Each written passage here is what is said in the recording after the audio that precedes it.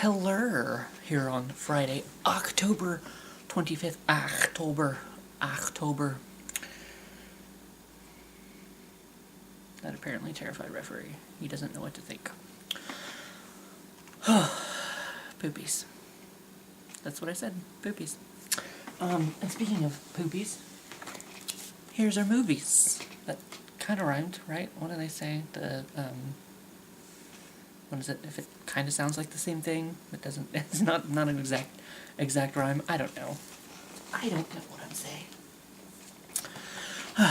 Don't listen to me. Never listen to me. My little lie. This one, I think it was kind of like a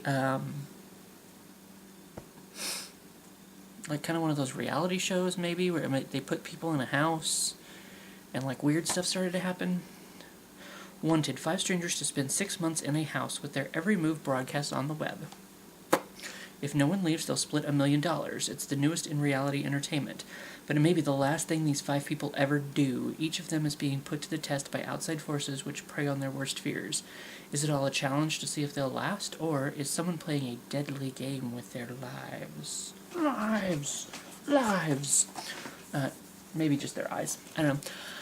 This one I remember liking quite a bit. Fear is not knowing. Terror is finding out. But once again, it's been so long since I've seen it that I do not recall the ending or any of that sort of stuff. I just remember it being it captivated my attention for the span of the film. So I should probably watch this one again and re-educate myself on it, or reintroduce myself to it, I suppose. Because I do remember this being fairly entertaining and enjoyable as a tour. Much more so than some of the others I've come across. Such as Behind the Mask, The Rise of Leslie Vernon. Whoop.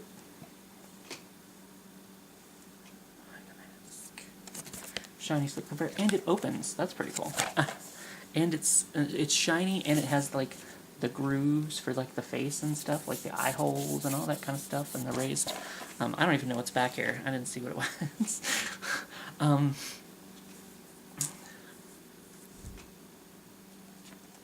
I don't recall this one. I don't know if I liked it as much as I wanted to like it. I feel like it's one of those movies that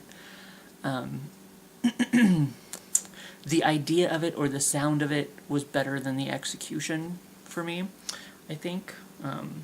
Legendary maniacs Jason Voorhees, Michael Myers, and Freddy Krueger. Now meet Leslie Vernon, the next great psycho slasher. Nathan Basil of Invasion stars as Vernon, a good-natured killing machine who invites a documentary film crew to follow him as he reminisces with his murder mentor, Scott Wilson of In Cold Blood, evades his psychiatrist nemesis, Robert Englund of A Nightmare on Elm Street, deconstructs Freudian symbolism, and meticulously plots his upcoming slaughter spree. But when the actual carnage begins, where do you draw the line between voyeuristic thrills, mystic evil, and good old-fashioned slasher movie mayhem? Angela Goethals, 24, and Zelda Rubinstein, Poltergeist, co-star in this ingeniously twisted and award-winning shocker that Film Threat hails as a masterpiece. I want to say maybe it's a little bit too on the documentary kind of ish side, and not enough on the horror kind of, just, give me some suspense, give me, kind of thing. There was a movie, and I don't own it. And honestly, it bored the shit out of me. It's called The Last Horror Movie. And it was another one of those documentary style, and that's what the movie mostly was this guy was plotting his next murder. And the idea behind this was that this is back when the VHS was still a thing, because the killer would rent a movie from the video store. Never mind, I was watching this on DVD, but we'll get to that in a minute. So this guy would, go to the video store and rent a movie and then film himself murdering someone over the film itself. And whoever was the next one to pick out his film was the next one that he would stalk and murder. So that was kind of the setup of the whole thing. But then it was more documentary style. It was more of a drama necessarily than a horror movie. I guess it was the idea of it. But I will tell you what. As much as that movie bored the shit out of me, those last 10 fucking minutes, I have to give them props for. I'm about to give out some spoilers, but it's basically, he turns the movie on you because you're the one watching his movie. You've watched his film, you've watched his documentary of him stalking and murdering someone. So you become the next victim. And it's that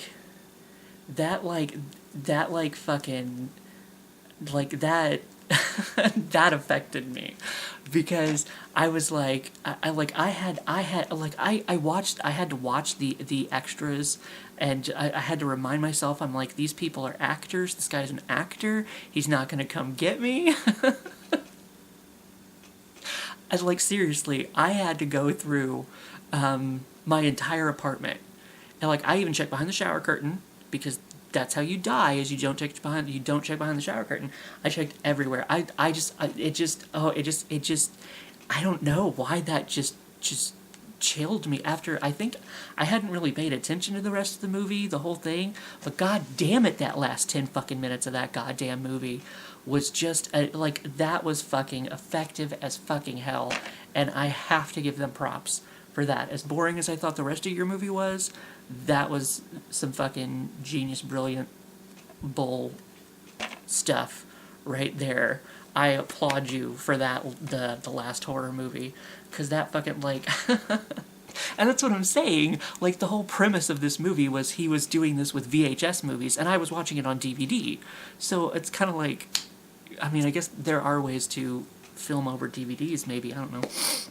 And then with VHS, you used to be able to put a little piece of tape over the little thing, because if you didn't want your tape to be erased, you could just break off the little notch thingy. But if you put a piece of tape over the little notch, even if it was broke off, you could use the VHS for whatever you wanted to use the VHS for. Maybe a little bit harder with DVD, but that movie, I have to give at least the last 10 minutes of that goddamn movie props, because it fucking hit me, man. It hit me hard. I had to go, like I said, I was looking in the closets, I was watching the extras to remind myself this guy is not really he's not gonna stalk and kill me. Oh man. It did it, I'll tell you what. But this movie, not so much. Of course, this was more of a movie, and that's kind of what I was expecting when I picked that the last horror movie up. Is more of a movie, not necessarily a documentary. And then there's a documentary of him just going around places, and it's kind of okay, come on, something happened, and yeah. Then he turns it on you, and oh, fuck you, man. But this was more of a movie, and it does have, some horror, legends in it and whatnot, like Freddy Krueger and little Miss Psychic thing down there. So I don't recall being a big fan of this movie, which is unfortunate. I think it's one of those things that got sold to me a little bit better than the execution wasn't exactly what I wanted it to be. Now, I mentioned the other day about atmosphere, and if the set and the scene, the scene that is set, whatever, if it is kind of its own character, and it's alive and it's elaborate, that's a movie that I can enjoy, that I like. I love those kind of movies, and one of those kind of movies is The Haunting, the remake of The Haunting with Lily Taylor and Catherine Zeta-Jones, and what's the other guy? The lost guy, not lost. I will find you and I will kill you. That guy, Liam Neeson. Thank you, Liam Neeson, for finding me and killing me. Owen Wilson. I wanted to do whoa, but that's a Joey, not wow. There we go. That's the guy. But The Haunting. Oh my God, the set, the scenery, the house that they built for this movie is just so fucking gorgeous. I think I watched the original. But I mean, I still like this one better.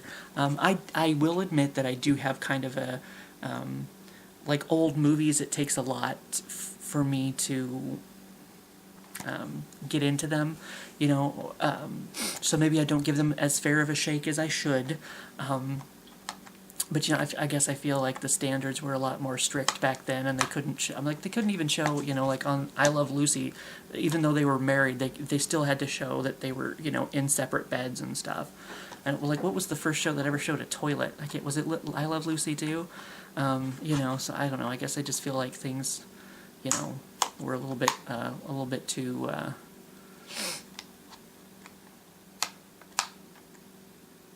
Not hardcore enough back then or something or whatever. But anyway, side piece, who cares?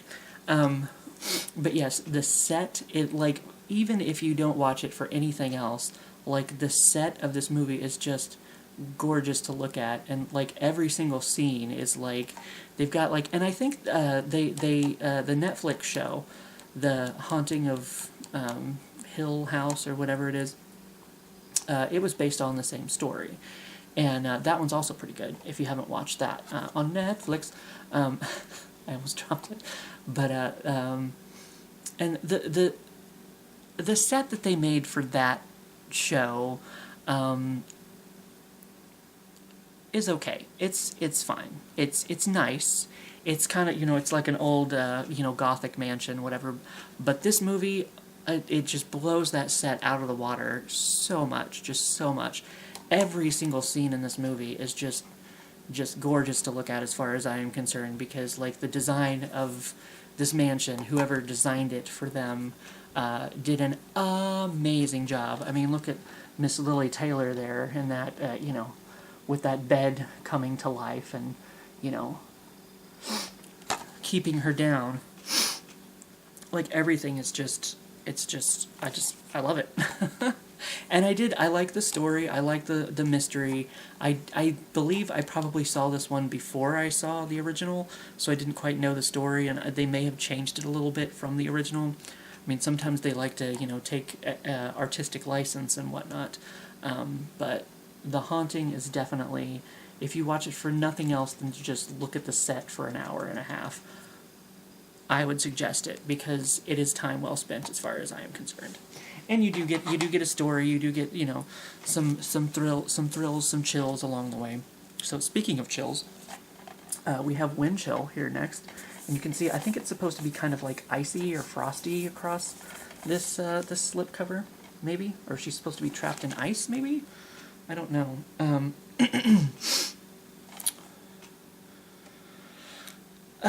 I think it's desperate to get home for Christmas. A college student, Emily Blunt, catches a ride with a strange classmate, Ashton Holmes.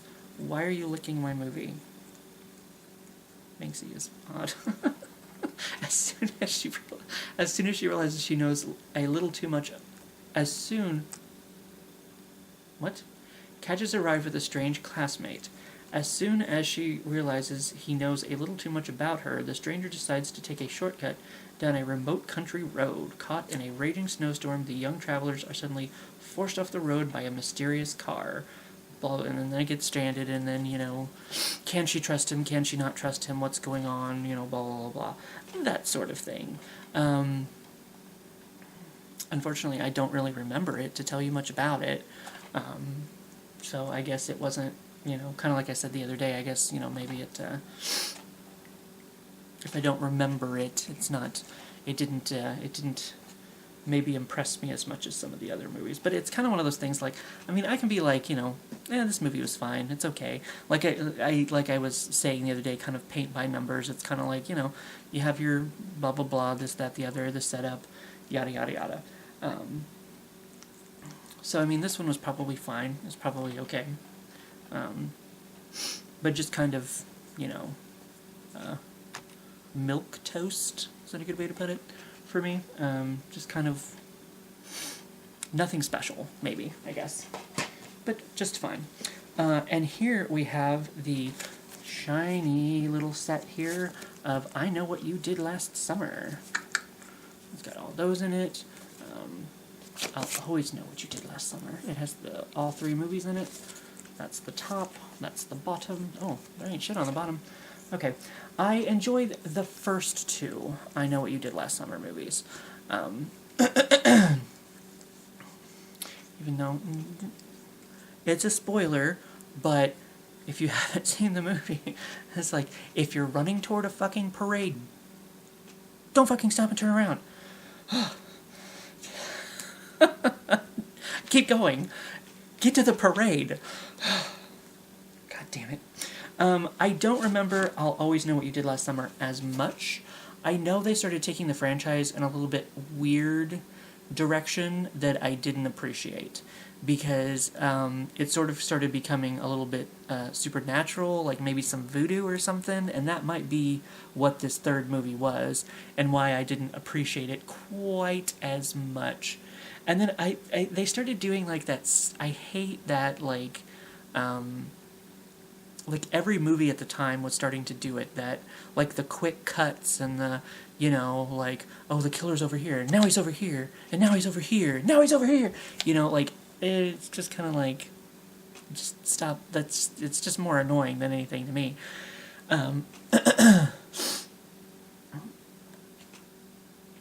So the first 2 I Know What You Did Last Summer movies were a pretty good time. And then, of course, the third one doesn't have any of the same cast in it. I think they always...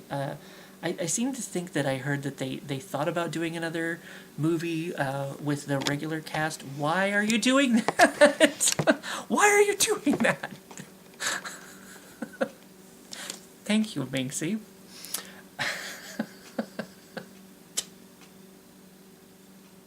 She just decided to like reach up there and like start grabbing the little I have it on a little tripod, and she was like grabbing one of the little legs of the tripod and like pulling it toward her.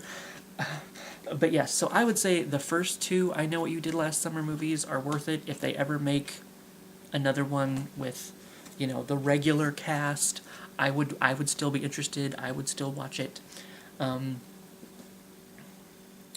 But I don't know. I'll Always Know You Did Last Summer, kind of meh. And then I don't think I like that one as much. And I can't remember if they made more than that. They might have made even more than that, but I don't know. And now we're going to get into, these are going to be movies that I got. It's the Full Moon Grindhouse collection. That's probably what a lot of them are. I have gotten these in grab bags or, mystery boxes or whatever, and I haven't watched any of them, so it's going to go out like a lamb today. But this one is Riot, I thought it said Rot, Riot in a Women's Prison, a Lost Grindhouse classic. Framed for a crime she didn't commit, young French traveler Martine is cruelly imprisoned in an Italian women's prison, subjected to mental and physical torture from both the cold-hearted nuns who run the place and the hardened female prisoners around her. Martine struggles to maintain her sanity. Just when things look like they can't get any worse, a riot engulfs the prison, and it soon becomes every inmate for herself. Martine must make a decision: join in on the orgy of destruction, or resign to a life of imprisonment. Will she ever regain her freedom? There are apparently boobs in this. They're blocked out, YouTube. Don't have a hissy fit. Boobs. But I mean, I guess that's part of the Grindhouse thing, is they were supposed to be kind of more hardcore movies.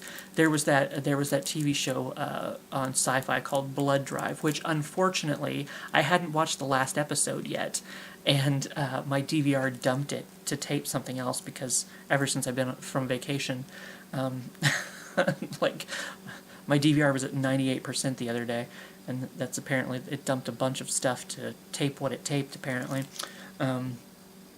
So yeah, that show Blood Drive was kind of like that, and it was good. I wish there had been more of it, but oh well, because it was just so crazy, and I think that's what kind of like what the Grindhouse is supposed to be, like that one. I do have that around here somewhere, the Grindhouse, the two movies that they. I know Rose McGowan has a gun for a leg, like I don't remember the name of the two movies. I just remember, them making them, and I've never watched them, of course. But so that's Riot in a Women's Prison, the first of our Grindhouse collection. And then the next one is White Slave, based on a true story. I assume she's the slave. 10 years after her ordeal in the jungles of the Amazon, Catherine narrates her grueling experience to a news reporter. At age 18, Catherine leaves her London prep school to be with her parents at their factory stationed in the Amazon jungle. As the family enjoys a boat trip into the jungle, a tribe of headhunters ambushes them, and her parents are killed. Catherine is then taken hostage by the tribe. Over the next few years, Catherine is forced to live by the tribe's barbaric rituals and savagery, while always remembering who she is, where she comes from, and remaining civilized, until, that is, she finds out the truth concerning the murder of her parents. It was Elmo. That son of a bitch. They know,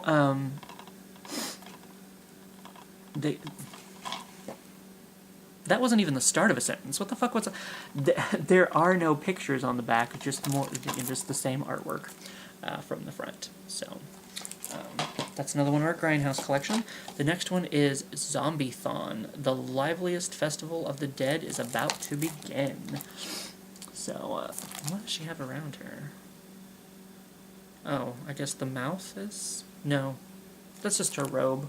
I was thinking like these were like teeth or something, or like maybe tendrils were coming out of the mouth and like wrapping around her or something.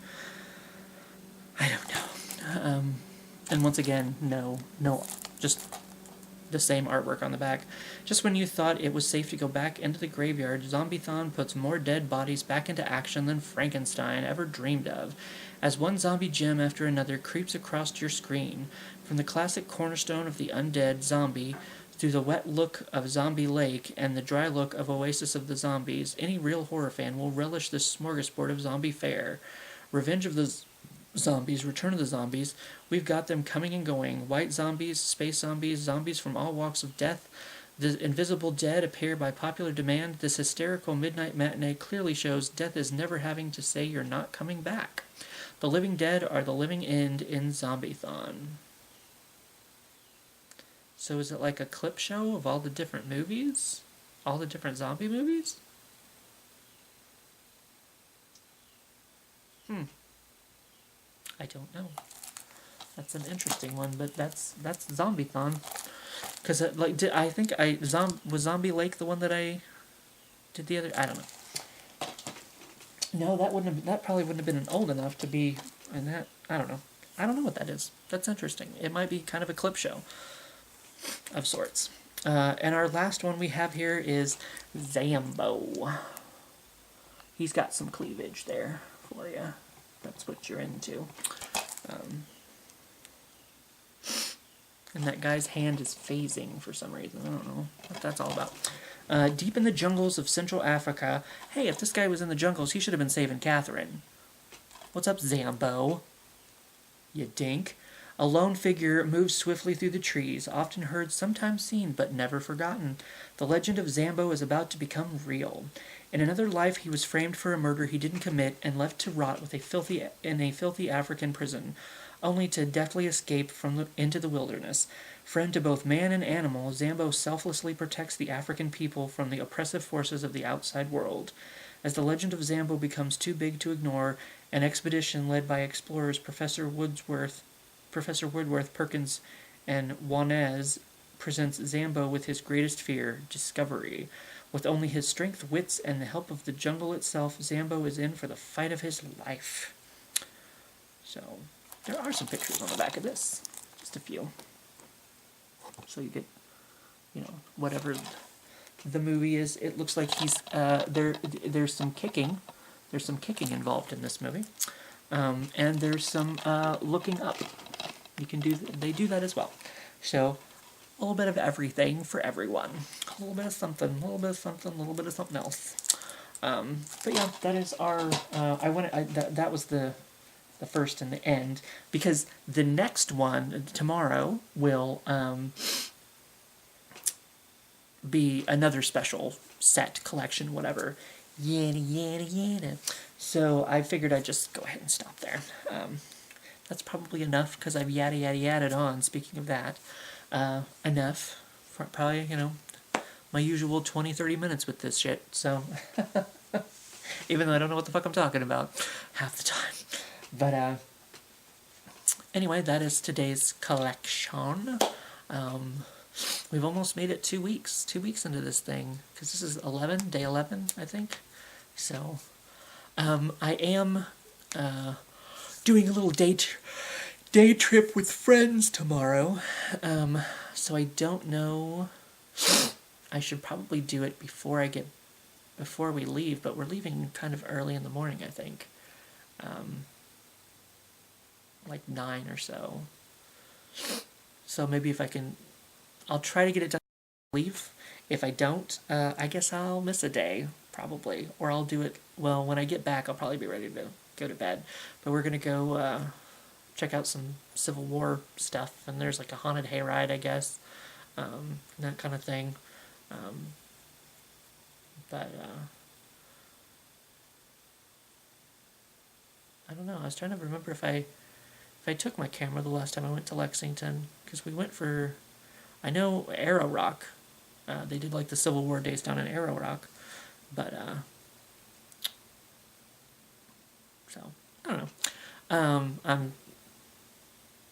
I think my brain's slowly shutting down. So because it's the weekend, I'm home, I'm in my pajamas, and I'm probably about ready to pass out. But I'm gonna get this video started uploading, and I will see you for what I see you.